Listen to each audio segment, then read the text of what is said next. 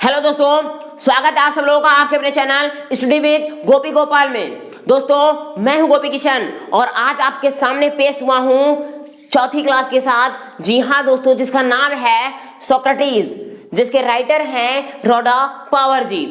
अगर आप class 10th के स्टूडेंट्स हैं या फिर क्लास 10th के जो भी स्टूडेंट्स हैं, उनके लिए आज की ये क्लास होने वाली है बहुत इंपॉर्टेंट, क्योंकि ये जो क्लास का इस क्लास में मैं जिस स्टोरी का नरेशन करने वाला हूं, सिर्फ मैं दोस्तों इस चैप्टर में आज के इस वीडियो में सिर्फ इस स्टोरी को समझाऊंगा आपको, ताकि बोर्ड के पर्पज से आपको एक शॉर्ट क्विक में रिवीजन बहुत बड़ी आसानी से हो जाए और आप जल्दी से एक नज़र में एग्जाम टाइम में भी अगर आप पढ़ लेंगे तो आप इसके बारे में बना करके भी कुछ ना कुछ लिख सकते हैं। क्यों पता है? क्यों? क्योंकि आपको स्टोरी पता होगी।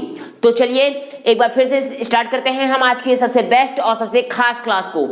तो दोस्तों, हमारे लेसन 4 का नाम है सोक्रेटिस, जिसको हम लोग जानते हैं सुकरात के नाम से। अब सुकरात कौन थे? सुकरात एक बहुत ही प्रसिद्ध दार्शनिक थे, फिलोसोफर थे, जिन्होंने बहुत सारी रूढ़िवादियों का खंडन किया, जिन्होंने बहुत सारे अच्छे विचारों को दुनिया के लोगों के सामने पेश किए। तो आज हम उन्हीं के बारे में सीखेंगे और इस चैप्टर जो हम पढ़ने जा रहे हैं, इसके राइटर कौन हैं? रोडा पावर जी।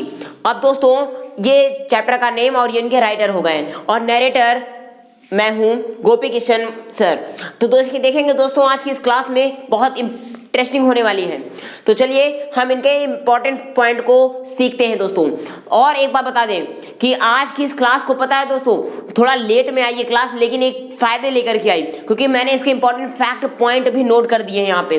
क्योंकि जो बच्चे अगर वीडियो देखे तो एक नज़र में इसका स्क्रीनशॉट ले करके आप इसकी फैक्ट की प्रिपरेशन भी कर सकते हो, क्विक रिवीजन हो जाएगा। ठीक है, तो चलिए स्टार्ट करते हैं आज की क्लास। तो दोस्तों, सुकरात पहले कौन थे हम और इनका जन्म कहाँ हुआ था, तो इसके बारे में चर्चा करते हैं। सुकरात 400 वर्ष पहले जन्मे थे एथेंस में। एथेंस एक देश है और एथेंस जिसको हम आज यूनान के नाम से जानते हैं, तो यूनान में इनका जन्म ईसा मसीह के जन्म से 400 वर्ष पहले हुआ था। किसके जन्म से? ईसा मसीह, जीसस क्राइस्ट के जन्म से 400 वर्ष पहले हुआ था। अब इनका रंग कैसा था दोस्तों? ये देखने में कैसे थे? क्या ये बहुत हैंडसम थे, खूबसूरत थे? तो ये दोस्तों बाल्यावस्था से ही, जब बचपन में थे, बहुत छोटे थे, तभी से ज्यादा सुंदर खूबसूरत नहीं थे। कैसे थे फिर? ये कुरूप थे, अगली, ज्यादा दिखने में कुछ खास नहीं थे, बौने थे, नाटे कद के थे, ज्यादा पर्सनालिटी इनकी बड़ी नहीं थी और नाक चपटी हुई थी, आंखें बाहर की ओर निकली हुई थी। कैसे थे आप देख सकते हो। लेकिन फिर हम इनके बारे में क्यों पढ़ रहे हैं? क्वेश्चन मन में आ रहा है या नहीं कि इतने, जब ये इनकी कद काठी जो है अच्छी नहीं थी, ठीक है, ये काले थे, अच्छे नहीं थे, बौने थे, बौने का मतलब बावां रूपी जिसको बोलते हैं, ठीक ना, ठीक है। तो ये जब इतने थे, इनके अंदर इतनी सारी बुराइयां थी, तो फिर हम इनको आज क्यों याद करते हैं? तो दोस्तों आपको बता दूं, हम लोग इनको इसलिए याद करते हैं क्योंकि इनकी हमें बाहरी बुराई नहीं दिखाई देती, हम इनकी अंदर की, जो इनके दिल की अच्छाई थी, हम उसकी वजह से इनको याद करते हैं। अभी मैं आपको बताऊंगा सबको, वीडियो को एंड तक देखेंगे आपको पूरा चैप्टर समझ में आ जाएगा। और ये दोस्तों हमेशा अक्सर, क्योंकि ये इनके माता पिता एक गरीब व्यक्ति थे, इनके मम्मी पापा गरीब थे, अर्थात इनका जन्म एक गरीब परिवार में हुआ था, इसलिए ये अक्सर फटे पुराने कपड़े पहनते थे। लेकिन उसके पीछे भी रीजन था, लेकिन साफ कपड़े पहनते थे। फटे पुराने कपड़े होते थे लेकिन साफ होते थे, क्योंकि वो उनका ये नहीं कहना कि मैं गंदा हूं तो गंदा ही रहूं, मैं जिन परिस्थितियों से गंदा हूं वो तो ठीक है, चलेगा, लेकिन कम से कम अपने आप से तो अच्छा बन सकता हूं, अपने आप से तो मैं साफ रह सकता हूं। तो वो हमेशा साफ कपड़ों को इंपॉर्टेंस देते थे। और इनके पिता दोस्तों कौन थे? इनके पिता एक स्टोन कटर थे, पत्थर को काटने का काम करते थे। तो ये हो गई दोस्तों इनकी बेसिक जानकारियां कि ये कौन थे। अब चलिए इनका ये जो इनके नाम फैलने लगा दुनिया में, क्यों फैला और क्या क्या था रीजन, चलिए आगे सीखते हैं।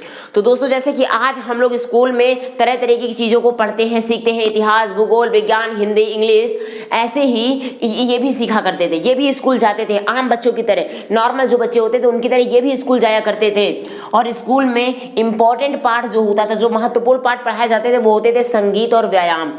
क्या होते थे? संगीत और व्यायाम वहां पे सिखाया जाता था। और कुछ मात्रा में मतलब कुछ दिन तक इन्होंने गणित भी सीखी और विज्ञान भी सीखा।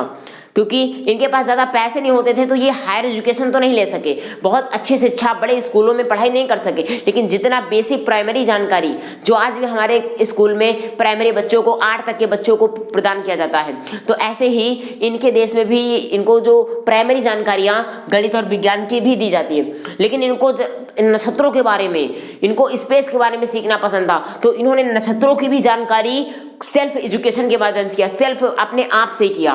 कुछ टीचरों की हेल्प ली, कुछ आसपास के डिस्कशन से।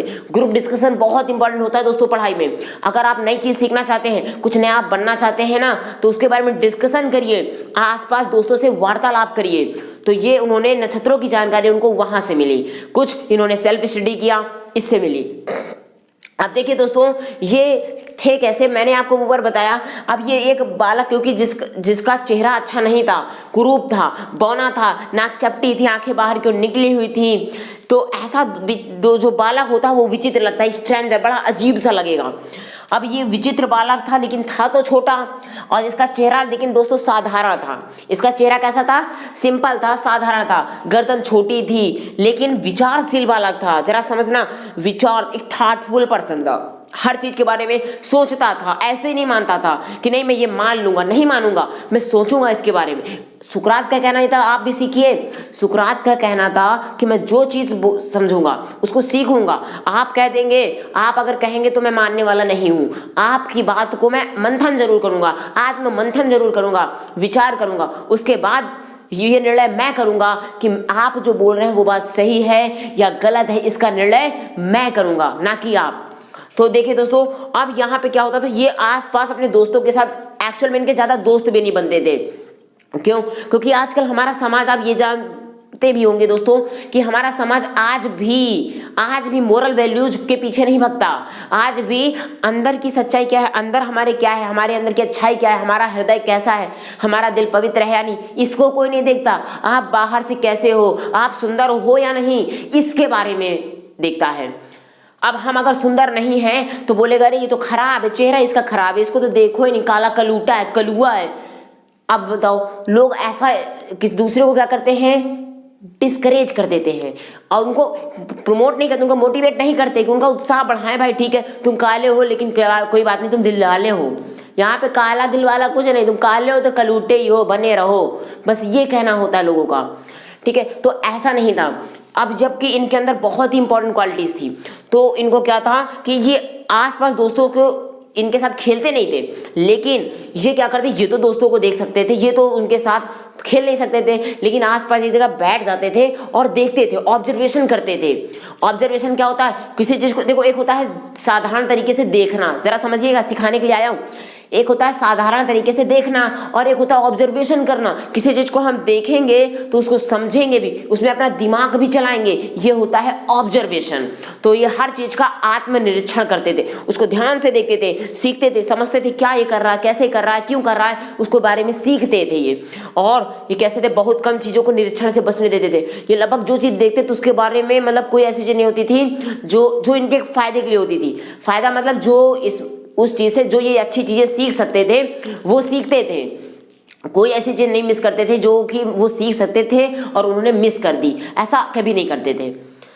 तो अब देखिए दोस्तों, अब थोड़ा सा आपको ये बता देता हूँ उनकी लाइफ कैसी थी, क्योंकि आपने थोड़ा सा बेसिक देखा कि इनके पिता एक गरीब व्यक्ति थे, तो इनकी लाइफ लग्जरियस लाइफ तो रही नहीं होगी। लग्जरियस लाइफ का मतलब होता है कि इनके पास अच्छा सा घर नहीं था, इनके पास पहनने के लिए बहुत ही अच्छे वाले कपड़े नहीं थे, मर्सिडीज कार नहीं थी, या किसी भी तरीके का कोई साधन नहीं था चलने के लिए, सिर्फ एक गरीब परिवार से थे, तो इनकी लाइफ लग्जरियस नहीं थी। और दोस्तों चाहते तो ये भी आराम से कमा सकते थे, क्योंकि बाद में इनकी पॉपुलैरिटी बढ़ गई, लेकिन इनका मानना था कि मुझे लग्जरियस लाइफ नहीं चाहिए। जैसा कि आज भी आप देखेंगे हमारे यहाँ बहुत से ऐसे लोग जो लग्जरियस लाइफ को छोड़ करके लोगों की सेवा भावना में लगे हुए हैं। तो यहाँ पे कैसे थे, ये लग्जरियस लाइफ नहीं, क्योंकि इनका ये मानना था, इन्होंने इस लग्जरियस लाइफ में ध्यान ही नहीं दिया। ध्यान किस में दिया, इन्होंने उन बातों में ध्यान दिया जो कि श्रेष्ठ हो, श्रेष्ठ मतलब बेस्ट हो, सत्य हो, सम्मानित व न्यायपूर्ण हो, ऐसी बातों पे उन्होंने ध्यान दिया, ना कि किसी फालतू की चीजों में। ये फालतू की चीजों में ध्यान देते ही नहीं थे, ध्यान देते थे जो चीज सच है, सच्चाई। क्योंकि दोस्तों ये जो लग्जरियस लाइफ है ना, ये आज है कल नहीं रहेगी। ये हमारा शरीर, ये भौतिक शरीर है, आज है कल नहीं रहेगा। लेकिन जो सच्चाई है, आज वो सुकरात इस दुनिया में नहीं है, आज वो मर चुके हैं, लेकिन आज भी हमारे दिलों पे अमर हैं, आज भी हम उनको याद करते हैं। क्यों याद करते हैं? अगर वो लग्जरियस लाइफ के पीछे भगते तो क्या आज हम उनको याद करते? आप कमेंट सेक्शन में लिख के बताइए। सीख रहे हो ना आप, तो लिख के बताओ, क्या आप याद करते? अगर वो लग्जरियस लाइफ के पीछे भगते तो क्या आप उनको याद कर सकते थे? बिल्कुल याद ना करते। मैं भी ना याद करता, ना मैं आपको इनके बारे में बताता। क्यों? क्योंकि वो लग्जरियस लाइफ में थे, लेकिन उन्होंने किस चीज का प्रमोशन किया? किस चीज के पीछे भागे? सत्य के पीछे भागे। जो सही था उसके पीछे भागे, जो श्रेष्ठ था उसके पीछे भागे, जो चीज सम्मानित थी, जो उनको सम्मान को बढ़ाने वाली चीजें होती थी उसके पीछे भागे, और जो न्यायपूर्ण होती थी उनके पीछे भागे। सॉरी दोस्तों। तो अब देखिए दोस्तों, ये तो हुई बात इनकी। अब थोड़ा सा इनकी लाइफ अब आगे बढ़ने लगी।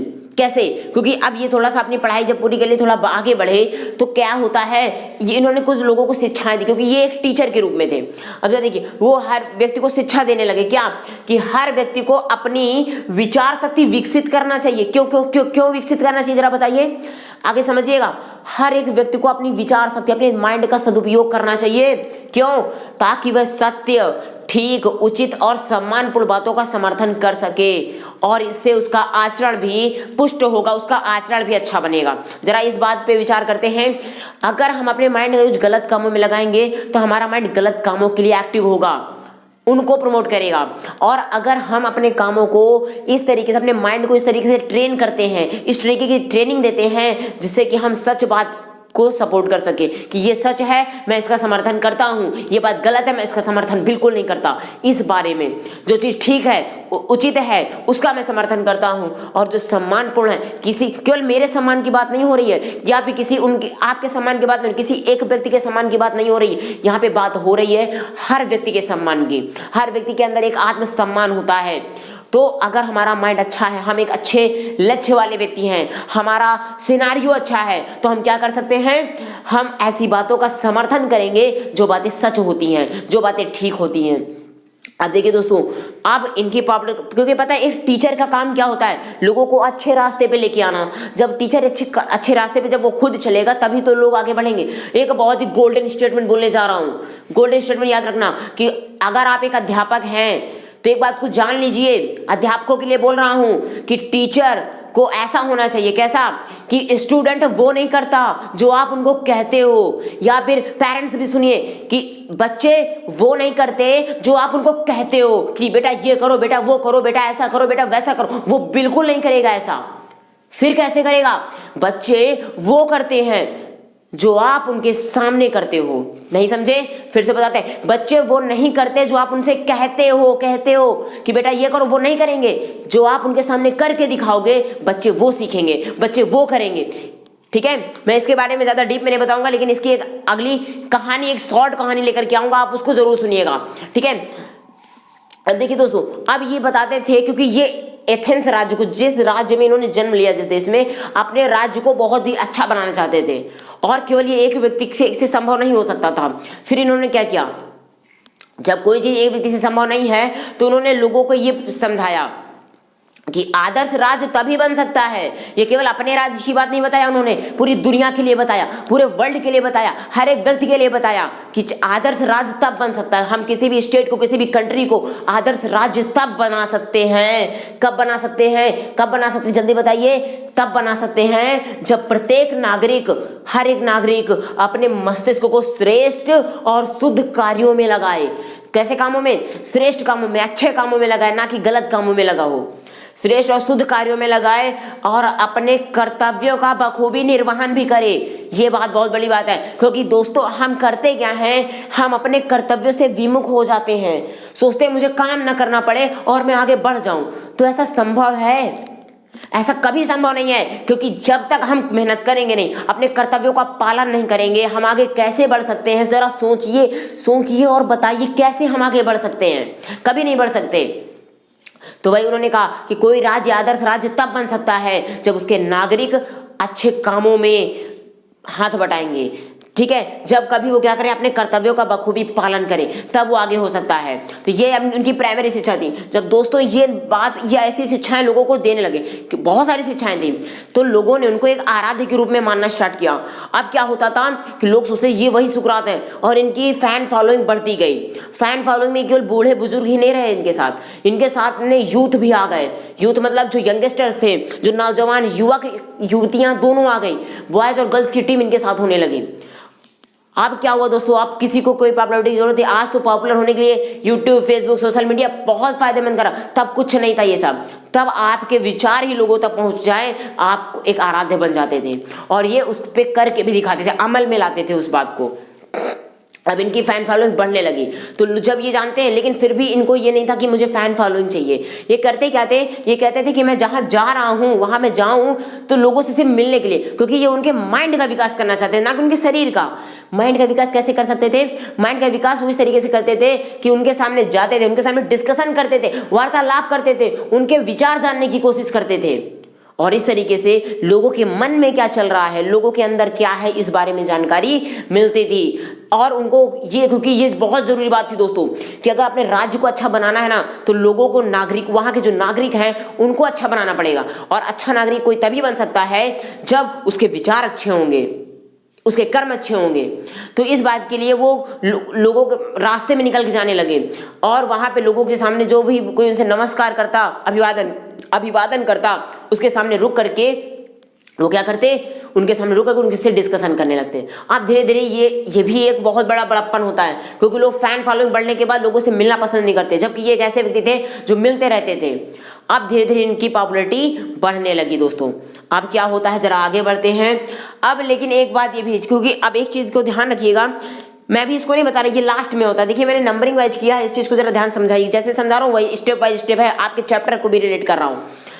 अब जब कोई व्यक्ति अच्छा फैन फॉलोइंग बढ़ने लगती है, तो कभी ना कभी उसको पीछे रोकने के लिए कुछ ना कुछ जो नोटोरियस पर्सन होते हैं वो जरूर आते हैं। कहने का मतलब, जब आप आगे बढ़ रहे होते हैं ना, तो आपकी टांग खींचने वाले बहुत आएंगे, अरे वो आगे बढ़ रहा, वो तो ऊपर जा रहा है, उसको घसीट लो, नीचे चला है।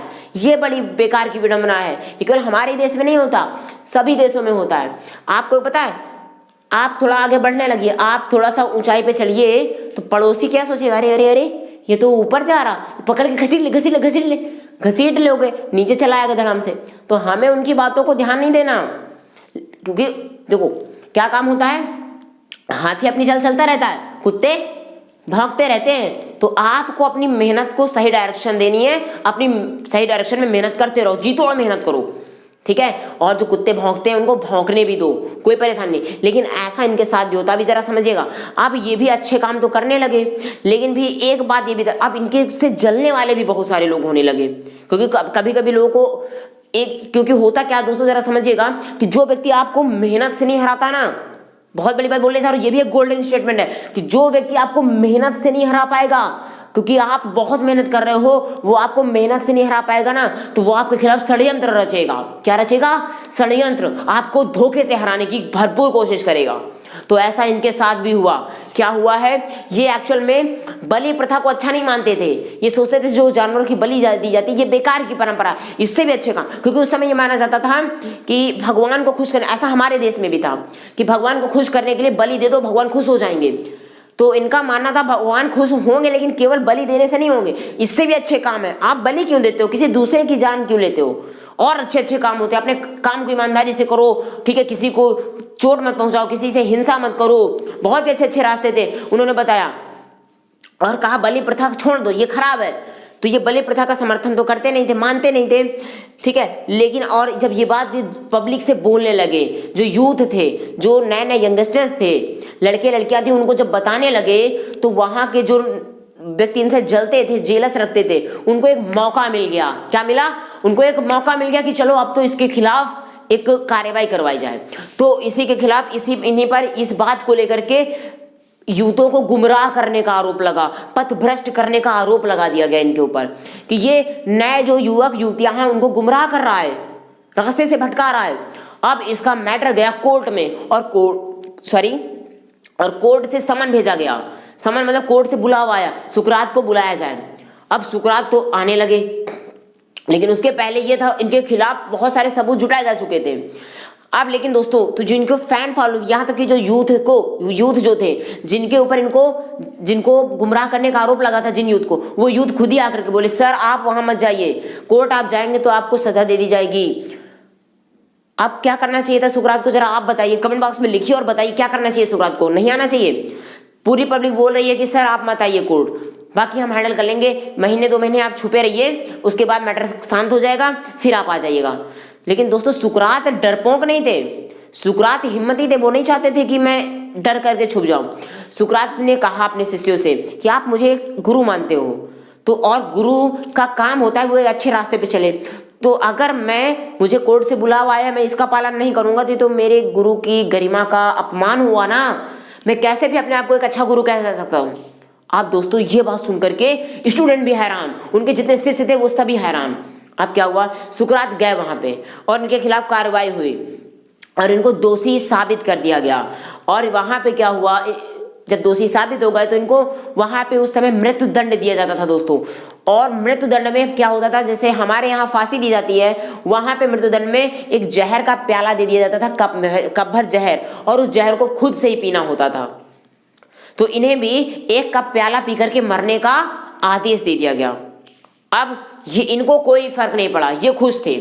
ठीक है, अब ये खुश इसलिए थे क्योंकि उनको ये नहीं कि मरने वाले, लेकिन उन्होंने कहा कि चलो मुझे अच्छा काम करने की वजह से ये दंड मिल रहा है, कोई बात नहीं। उनको अब इस बात का भरोसा होगा कि मैंने जो किया, मैंने लोगों को समझाया, ये बात बहुत अच्छी थी।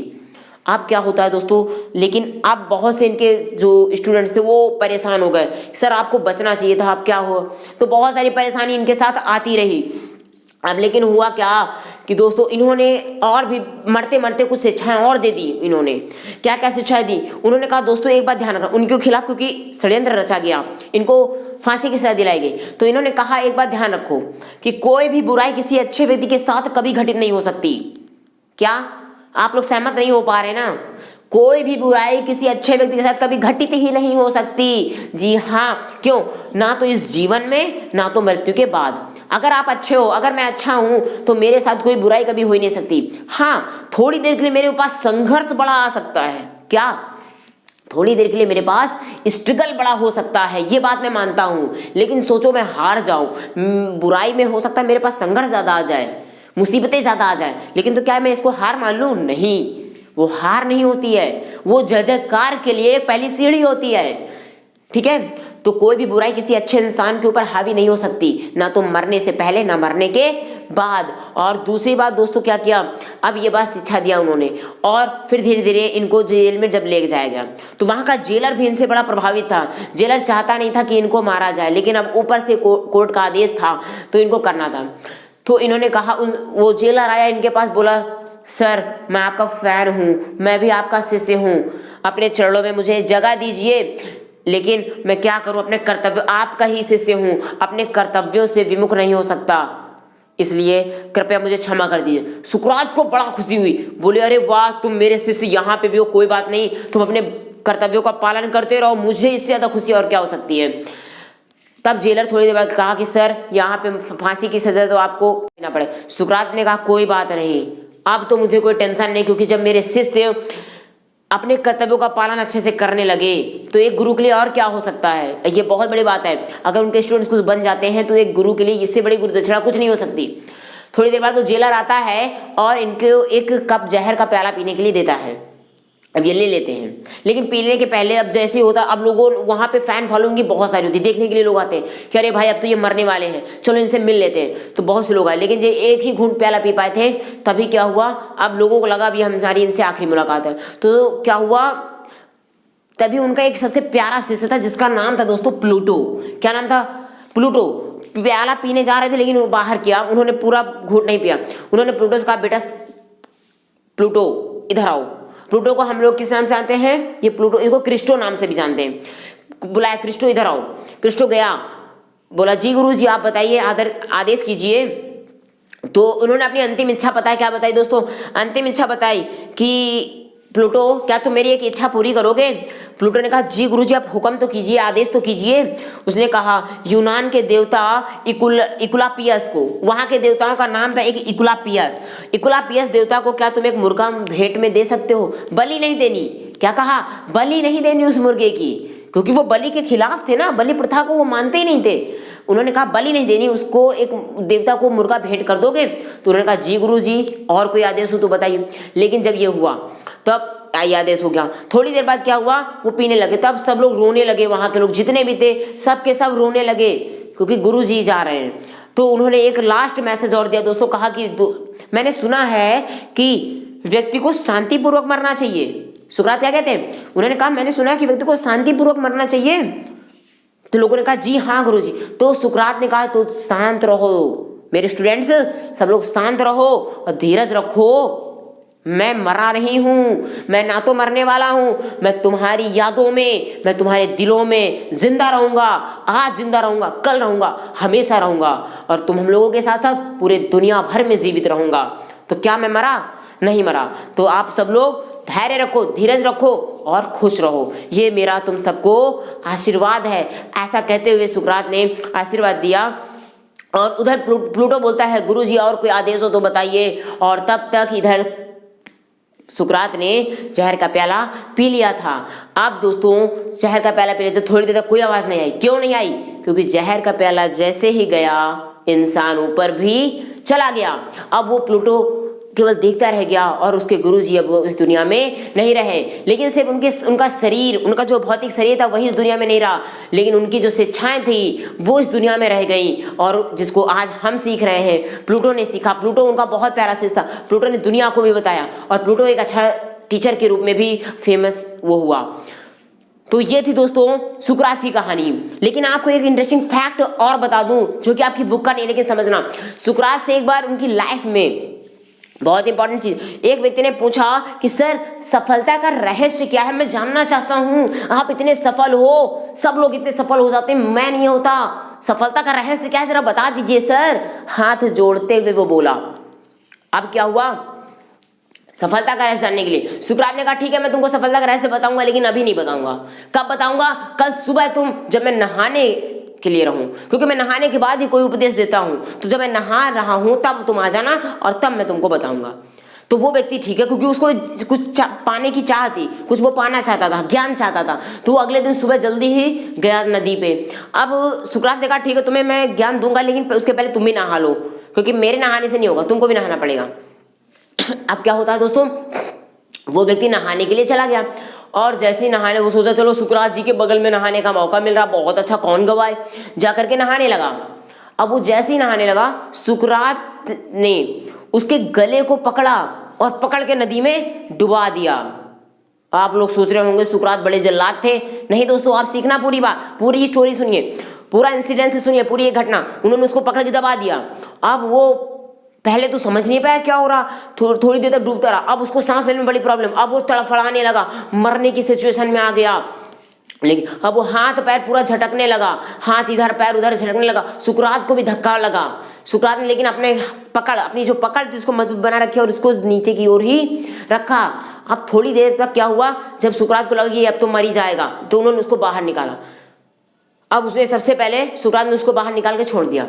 अब वो व्यक्ति बोला, आप तो बड़े बेकार के आदमी हो, मैं आपसे ज्ञान मांगने आया और आप मुझे मौत के मुंह तक ले गए, आप गुरु हो ही नहीं सकते। तो सुकरात ने कहा, बड़े शांत स्वभाव में होकर के सुकरात ने कहा, मैं तो तुम्हारे प्रश्न का उत्तर दे रहा था।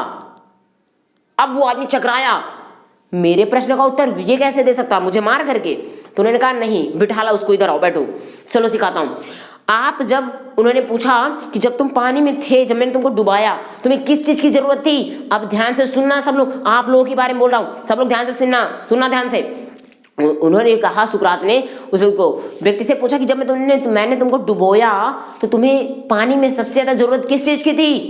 तो उस व्यक्ति ने कहा, अरे भाई, मुझे सबसे ज्यादा जरूरत ऑक्सीजन की थी, सांस लेने की थी, हवा की थी। सांस लेना मेरे लिए सबसे जरूरी था, वरना मैं मर जाता।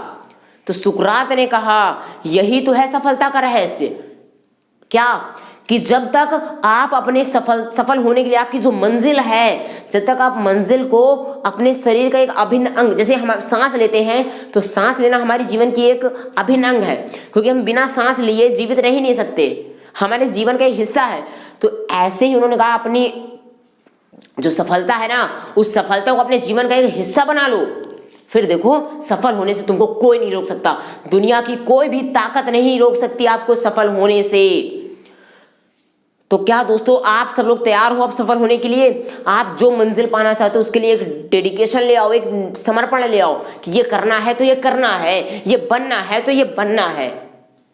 समझ रहे हो ना आप?